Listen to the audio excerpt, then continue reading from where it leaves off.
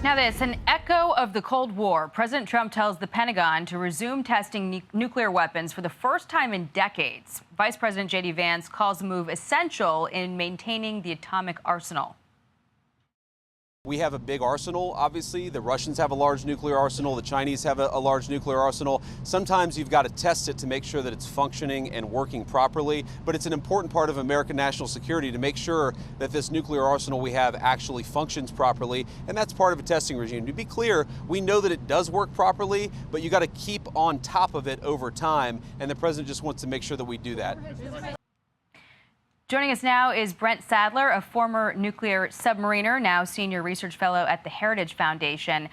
Brent, I want to get your thoughts on this. How likely is it that we see this happening? And if we do, in what manner? I mean, is it going to be soon? Is it going to be underground? Where could it be? Give us sort of the gist of things. Yes, I mean, this has been in the works for several years. The fact that the president chose to announce and to really publicly commit to this just before he met with President Xi Jinping is certainly not something to be missed for the strategic and the messaging significance of that. But you could start seeing testing, scaled underground testing in the very near future. Whether or not we're prepared is another question, but we definitely need to do this. It's long overdue. Nuclear weapons do go bad, kind of like bread, but we do need to test how the fundamentals are changing over time. You do that with digital kind of simulations, but those are only so good based on years-old data. So the testing is critical to continue to have high confidence in the viability of our nuclear deterrence that we rely on. Did this come as a surprise to you? Because the president seemed to indicate just a few weeks ago that potentially he was pursuing a denuclearization track. I want to play you what he said recently.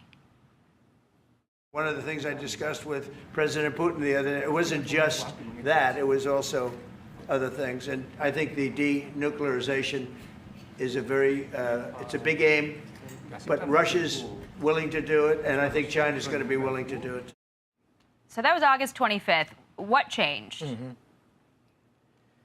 Well, clearly the Russians and the Chinese have no intent of backing down on their decades-long expansion and modernization of their nuclear weapon arsenal. The Chinese just a few years ago tripled the size of their intercontinental ballistic missile arsenal. And so there's no real pressure for them to actually rein it in unless they're confronted with a strong American nuclear deterrent. And I think the president realizes that. Putin also understands the president's desire to get rid of these very dangerous weapons, and that's why he's dangled it out several times as a way to try to forestall harsher actions against his war in Ukraine.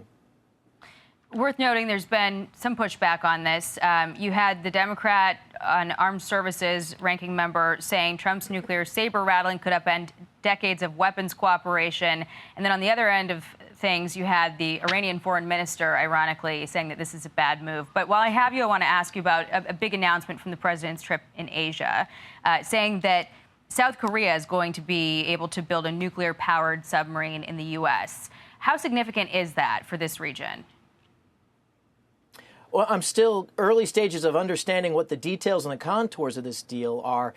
Whether or not it is an addition to or a replay of what we've seen with the Australians in the very well documented AUKUS program, or if it's something different. And just to kind of point to what different could be, it was important that Hanwha and Philadelphia Shipyard were mentioned by the president as a potential place to do this. That's not a yard that's known for building or handling nuclear propulsion design or construction. But if you look at what the Chinese Communists have done just recently in the last year, they've taken another page out of the Soviet book and to try to take a small modular reactor and backfill it on a conventional diesel submarine. This was a Yuan-class submarine that sank next to the pier last summer. No doubt, whatever it is, they'll be happy to have it over there in China's backyard. All right, Brent Sadler, thank you very much for your time this morning. Appreciate it. Thank you. Hey, everyone. I'm Emily Campagno. Catch me and my co-hosts Harris Faulkner and Kaylee McEnany on Outnumbered every weekday at 12 p.m. Eastern, or set your DVR. Also, don't forget to subscribe to the Fox News YouTube page for daily highlights.